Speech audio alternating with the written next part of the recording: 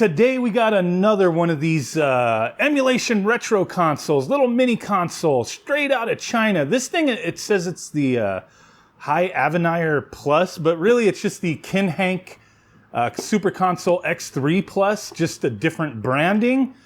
8K Ultra HD, you know that's got to be a joke. But yeah, there's the goofy little box here. Let's get this thing going. We're just going to be doing a on-the-table reaction, unboxing type of thing. Nice, we got these, oh, they probably got the dongles in them, but wow, what happened to this box? Did rats get to it? What the hell? All right, who cares about that? Set that aside. But yeah, I'm sure this thing's rattling because, yeah, there's a little dongle in there. These controllers, so it came with two wireless PS2 style controllers.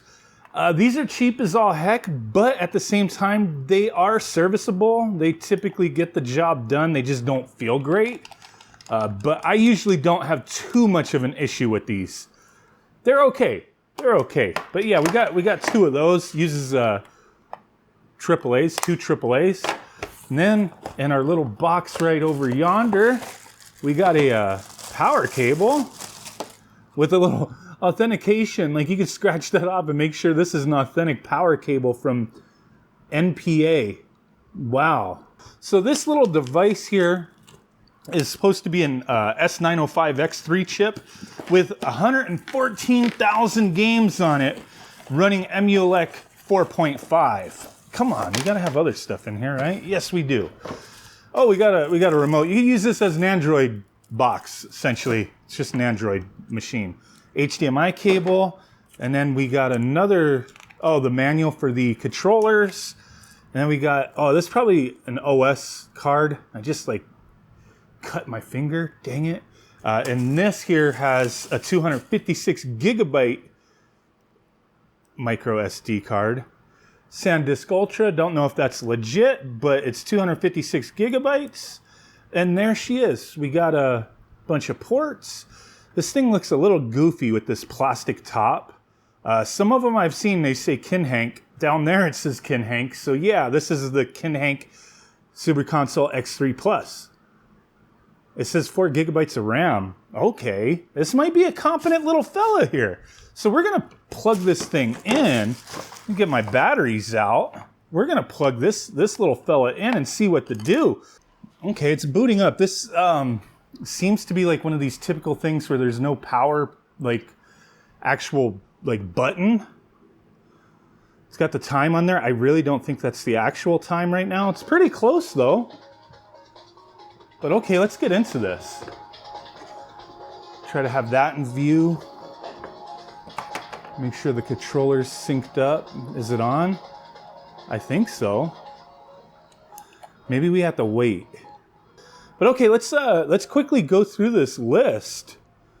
We'll start at Nintendo 64. All right, so I wanted to capture some footage of the game list to make it easier to show you guys and scroll through it in fast forward mode. But to note a few things that I noticed while messing around with the game list. One of the things that I judge all the time with these types of devices is how clean is the setup. Do we have a bunch of duplicates? Do we have systems that are repeated multiple times with different names with the same games in them? And essentially, yeah, we have that here. It's not as gratuitous as I've seen in the past, but sure, you'll have things like NES and then, Famicom, and they both have the same games in it, and then repeats of certain games. You'll have the Brazilian version, the French version, Italian version. It goes on and on here.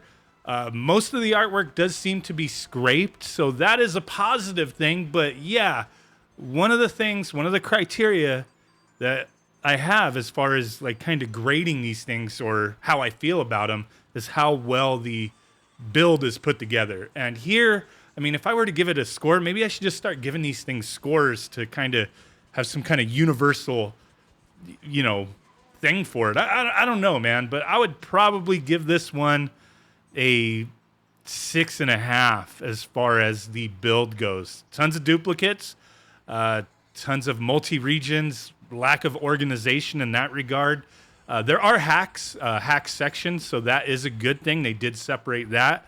But yeah, overall, the build is fine, but it could use some cleaning up. But let's go ahead and test some games. Okay, so first up, let's test Nintendo 64, one of the typical problem systems. And like usual, very hit and miss here. Some things are going to work, some things are not. And some perform beautifully well. Some have some glitches as usual.